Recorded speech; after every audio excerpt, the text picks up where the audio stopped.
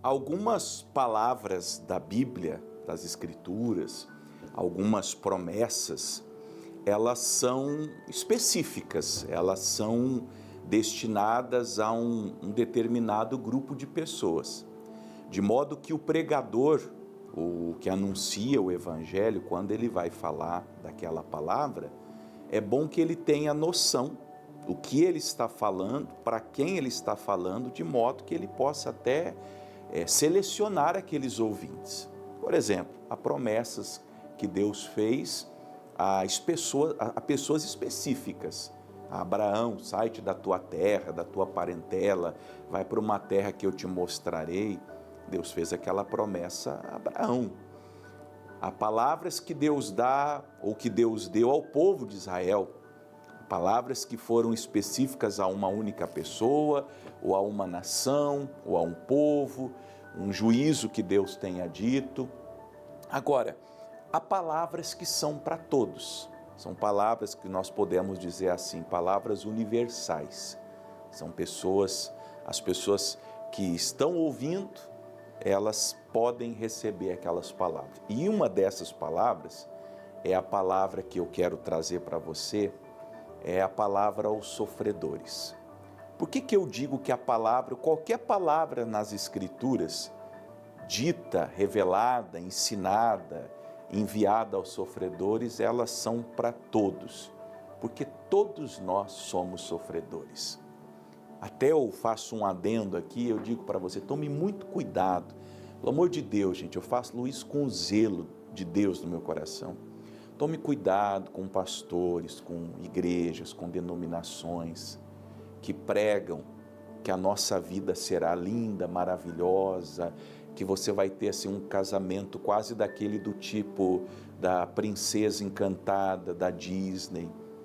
Isso não existe, não existe.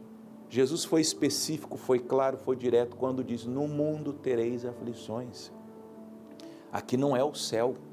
Aqui não é o paraíso, aqui não podemos esperar essas coisas, não podemos. A pessoa que espera por essas coisas fica frustrada, e eu lido com gente frustrada, porque as pessoas nos procuram e falam assim, mas pregaram na igreja, eu ouvi isso, eu li aquele pastor falando, e não aconteceu, e não vai acontecer. No mundo tereis aflições. Você sabe que esses pastores bonitinhos, que pregam, eles são as pessoas mais oprimidas que existem. Deixa eu te contar um caos, um fuxico gospel, de vez em quando eu gosto de contar, mas eu não dou nomes, mas eu vou contar. Desses cantores gospel aí famosos, ele não é mais porque ele saiu de cena mesmo.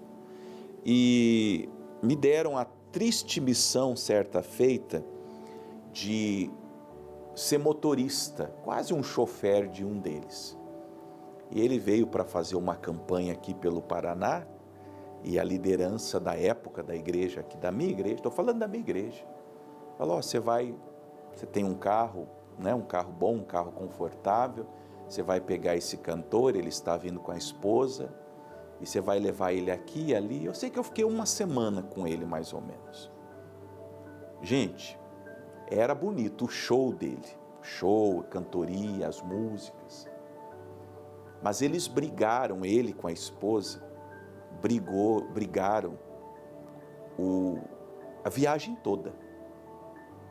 Eu lembro que, chegando do interior aqui em Curitiba, eles passaram a noite, pernoitaram no hotel aqui em Campo Largo, antes de chegar em Curitiba. E eles tinham vindo, e eu ali dirigindo, o casal atrás, quase do tipo aos trancos e barrancos. E eu lembro que, depois que ela subiu para o quarto, ele me chamou num canto, me pediu perdão pelas coisas que eu vi e ouvi, e me pediu oração, porque o casamento deles não era um casamento sadio. Quase que eu falei para ele, eu nem percebi. Mas no altar, que para eles não é um altar, é um palco para fazer um show, era tudo lindo e maravilhoso. Então, cuidado com esse evangelho invernizado, que prega que você vai ter uma vida linda, maravilhosa. no mundo tereis aflições. E o nosso irmão Paulo, eu vou separar esse texto em duas partes, essa pregação em duas partes. Vamos começar em 2 aos Coríntios, vamos lá, 2 aos Coríntios, capítulo 11, nós vamos primeiro do 22 ao 33, na parte que ele fala, e ele faz um resumo da vida dele, das lutas que ele teve na vida, e olha que ele era ninguém mais, ninguém menos do que o apóstolo Paulo. Ele era só o apóstolo Paulo, ele não era comedorzinho de arroz e feijão igual eu e você, era um homem com experiências com Deus, como ele vai mencionar na segunda parte, eu vou ler para você. Um homem que foi no terceiro céu, um homem que foi visitado por Jesus, um homem que quando Deus queria falar com ele, parecia um anjo para falar com ele. Às vezes o próprio Senhor Jesus aparecia e falava com ele. Então é uma classe diferente de pessoa, nós não podemos negar. E esse homem nos dá o seguinte testemunho de sofrimento, sofrimentos. São hebreus, também eu, são israelitas, também eu, são descendência de Abraão, também eu. Ou seja, isso não me faz melhor ou pior do que ninguém. Ah, eu sou da igreja, também sou, Paulo também era. Eu sou dizimista, também sou, você é, espero que seja, o Paulo também era. Então, essas ligações com o que seja sagrado, divino, eu sou da igreja, pastor, eu sou dizimista, eu tenho a carteirinha de membros, grande coisa você ter carteirinha de membro. Eu sou um pastor, grande coisa. São ministro de Cristo, falo como fora de mim, eu ainda mais, se isso vale alguma coisa, ser ministro de Cristo, Paulo falou, eu sou mais do que vocês, ninguém fez o que eu fiz. Aí ele começa, em trabalhos, um homem que trabalhou muito, e ele diz muito mais. Porque veja, o trabalho traz sofrimento. O que o trabalho traz? O trabalho traz preocupação, o trabalho traz cansaço, o trabalho traz dores. É normal. Quem trabalha bastante tem dores, tem calos nas mãos, tem dor de cabeça, tem preocupações. Dependendo do que seja, o teu trabalho exige muito, física e mentalmente. Agora, se eu me incomodo que o meu trabalho me traga sofrimento, estou no caminho errado, mas já vou falar disso para você. Em açoites, por causa da missão dele, de vez em quando ele apanhava, olha o sofrimento, muito mais do que eles. Em prisões, muito mais. Em perigo de morte, muitas vezes. É a vida. Minha mãe sempre disse, espero que ela esteja assistindo agora, um beijo para a dona Alzira, quem está vivo enfrenta essas coisas, é a fatalidade de estar vivo. Poder ser morto daqui a pouco, você pode ser morto indo para a escola, você pode ser morto indo visitar tua sogra, você pode ser morto indo para trabalhar, o avião cai e acaba tudo.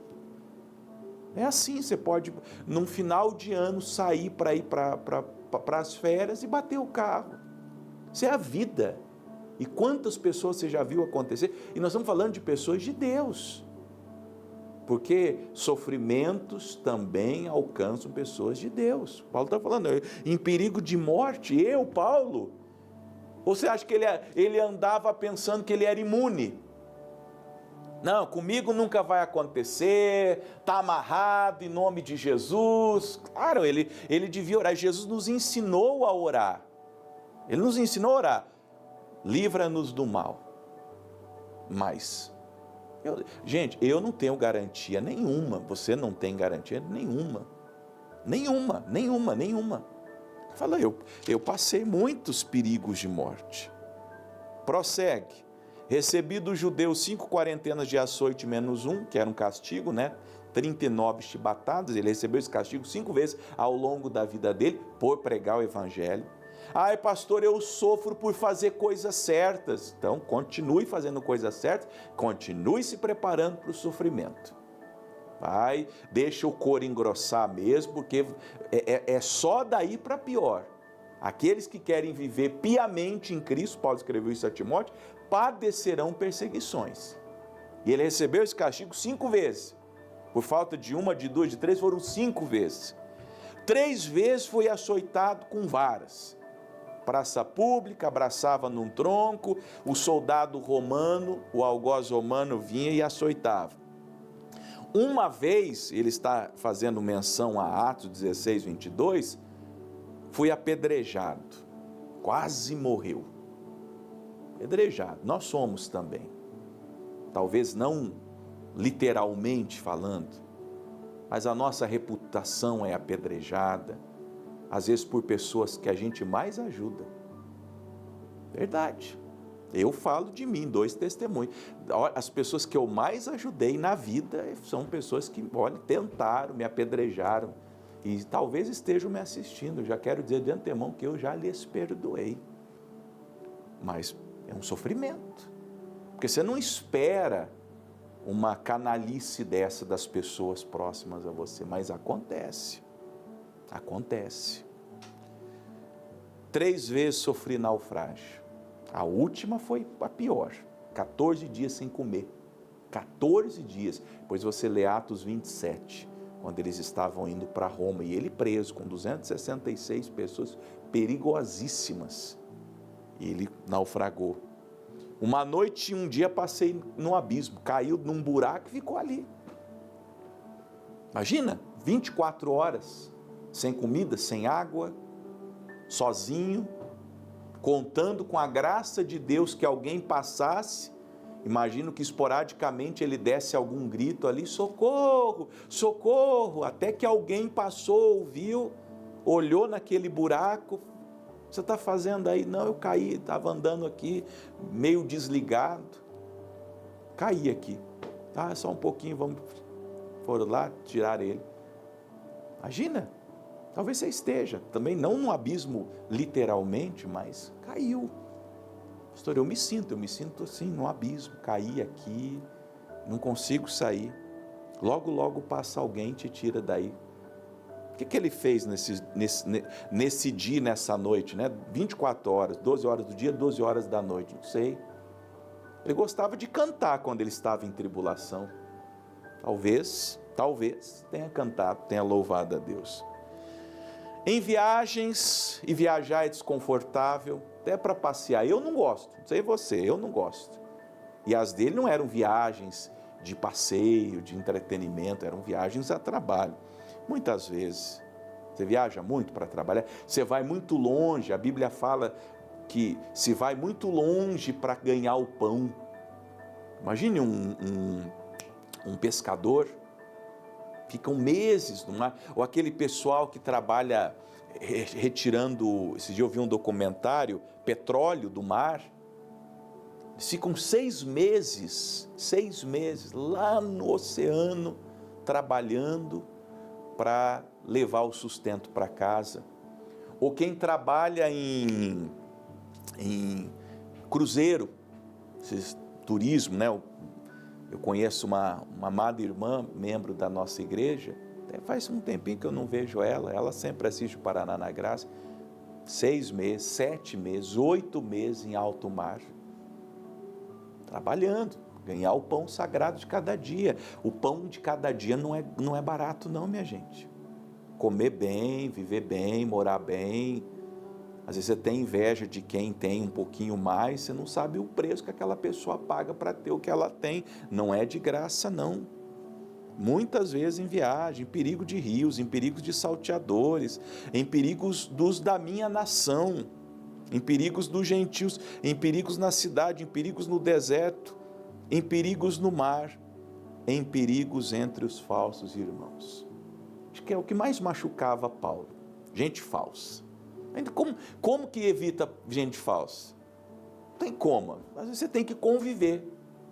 Você tem que conviver com uma pessoa falsa o tempo todo. Às vezes dá para evitar. Eu, graças a Deus, assim, 90% eu já...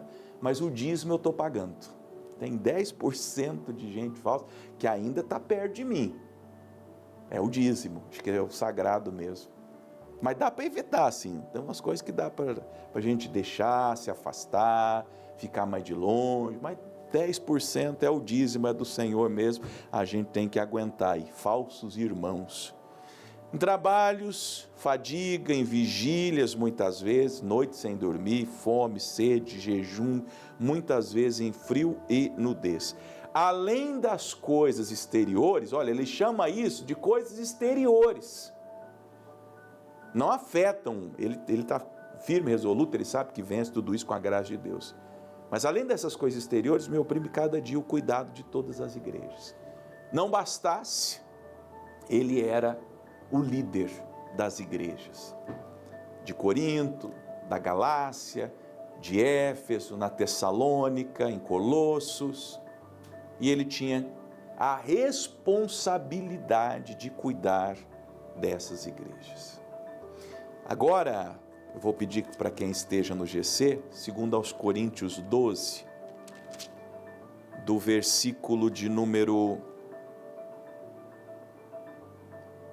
7 até ao 10. Segundo aos Coríntios 12, ele continua falando, é o mesmo pensamento, mas já vamos para a parte da conclusão. E para que não me exaltasse, 12, do 7 ao 10, para que não me exaltasse pelas excelências das revelações, foi-me dado um espinho na carne, a saber, um mensageiro de Satanás, para me esbofetear, a fim de não me exaltar, acerca do qual 3 vezes orei ao Senhor para que se desviasse de mim. Ele pedia o livramento desses sofrimentos, como nós podemos, vez ou outra, pedir. Só que olha qual foi a resposta de Deus para ele, e disse-me o Senhor: a minha graça te basta, porque o meu poder se aperfeiçoa na fraqueza. Esse é muitas vezes o motivo, o porquê, o para quê de tantos sofrimentos. Tudo que Paulo passou, que eu passo, que você passa, que nós sofredores passamos, vai nos tornando uma pessoa melhor. E eu faço uma ponderação, muitos sofrimentos são evitáveis. Vou dar um exemplo, só para você entender. Está endividado pode ser culpa sua. Pode ser que você esteja gastando mais do que ganha, e aí você tem que dar um passo, 2, 3 atrás e economizar. Tem que falar para a tua esposa comprar coisa mais barata, que não é hora dela ter a roupinha bonita, que teus filhos não vão poder ter o brinquedo que os primos dele têm. Então, às vezes, a gente tem que dar um passo atrás, economizar, ir para uma casa mais barata. O senhor está falando isso porque não sabe, eu já fiz isso, já fui de casa, estava num aluguel mais alto, fui para um aluguel mais barato. Já fiquei sem carro, vendi o carro, fiquei andando de ônibus para cima e para baixo, para economizar. Então a gente dá um passo atrás. Você pode estar endividado porque você gasta demais. Agora, você pode estar endividado porque teve um imprevisto. Você sempre foi uma pessoa equilibrada, veio uma enfermidade, uma doença, você precisou desfazer de um dinheiro, você se endividou. Então você consegue perceber? Tem sofrimento que é culpa nossa, aí esse você tem que resolver, você tem que, né? Agora, aqueles que não estão sob teu poder, que acontecem, você ora, e mesmo assim, aparentemente não há resolução, qual foi a conclusão de Paulo? De boa vontade, pois, me gloriarei nas minhas fraquezas, ou seja, nos meus sofrimentos, para que em mim habite o poder de Cristo. Pelo que sinto prazer nas fraquezas, nas injúrias, nas necessidades, nas perseguições, nas angústias, por amor de Cristo, porque quando estou fraco, então sou forte. Talvez não houve e nunca haverá na face da terra um cristão tão forte como o apóstolo Paulo. Por quê? Porque possivelmente ele foi o que mais sofreu. Quanto mais nós passamos por provações ou, vamos lá, fraquezas, injúrias, necessidades, perseguições, angústias, mais forte nós nos tornamos. Fortes para quê? Há um propósito. Paulo não podia ser um um banana, o grande apóstolo de Cristo, o doutrinador da igreja, não podia ser um covarde. Então, Jesus o preparou para que ele fosse quem ele foi. De modo que se você fugir dos seus sofrimentos, se você não encarar as coisas como deve se encarar, talvez você nunca estará aonde Deus queira. Você evita o cansaço, você evita o calo, você evita a fadiga, você evita as consequências, você tem medo. Você faz como aquele homem que recebeu um talento na parábola e enterrou o talento. Ele não queria trabalhar, ele não queria se esforçar, ele não queria progredir, ele se contentou em ser uma pessoa medíocre. Você é medíocre? Se você não quiser ser medíocre, se você não quiser ficar para trás, se você não quiser frustrar o Senhor que te chamou, que te escolheu, então, meu amigo, tira a fuça para fora do casulo e vai enfrentar a vida, sem medo. E vai doer, hein? Vai doer, vai machucar, vai marcar, vai ser difícil, muito difícil. Tem gente que não casa porque tem medo, tem gente que não tem filhos porque tem medo, tem gente que não tem amizade porque tem medo, tem gente que não sai de casa porque tem medo, tem gente que não congrega, você não congrega porque você tem medo. Ah, mas eu já me machuquei muito. Então você volta, não aquela lá você já mostrou que não é para você, volte a congregar de novo. E possivelmente você vai começar numa outra igreja, você vai ter mesmas dores, mesmo sofrimento, porque tem gente, onde tem gente tem sofrimento. Ah, vá. Pare de se esconder, pare de se preservar, porque eu estava orando antes de vir aqui trazer essa palavra. Sofrimento, ele tem uma característica, ou você sofre antes ou você sofre depois. Quem sofrer antes será consolado no céu. Agora, quem tentar evitar de sofrer agora vai sofrer depois na vida eterna. Isso vale, por exemplo, digamos que eu preciso emagrecer, fazer exercício. Aí eu falo, eu não vou porque fazer dieta, vou sofrer, fazer exercício, vou sofrer. Então você se preserva de sofrer agora, vai sofrer depois com infarto, vai sofrer depois com gordura no fígado, vai sofrer depois com diabetes. Você quer sofrer agora ou você quer sofrer depois? Você vai sofrer de um jeito ou de outro. Você só tem que escolher se você vai sofrer agora ou se você vai sofrer depois. Não, eu vou estudar, vou trabalhar, vou correr atrás, aí você vai desfrutar depois. Se você sofrer agora, se você se dedicar agora, me perdoa a expressão, se você ralar agora, depois você vai colher. Agora, se você falar, não vou, porque dá muito trabalho, estudar dá muito trabalho, correr atrás dos meus sonhos dá muito trabalho, se você se preservar agora, você vai sofrer depois. Você não vai ter dinheiro, você não vai ter uma boa casa, na tua velhice você vai ficar vivendo aí de favor dos outros, não vai ter dinheiro para comprar nada. Então, o sofrimento é inevitável, a gente consegue escolher. Bom, será que eu vou sofrer agora ou vou sofrer depois? O Paulo sofreu antes e foi consolado depois. Sofra antes, pague o preço que tiver que pagar, lute, deixa marcar, é bom ter cicatriz. Em Gálatas ele diz, ninguém me inquiete, eu trago no meu corpo as marcas de Cristo.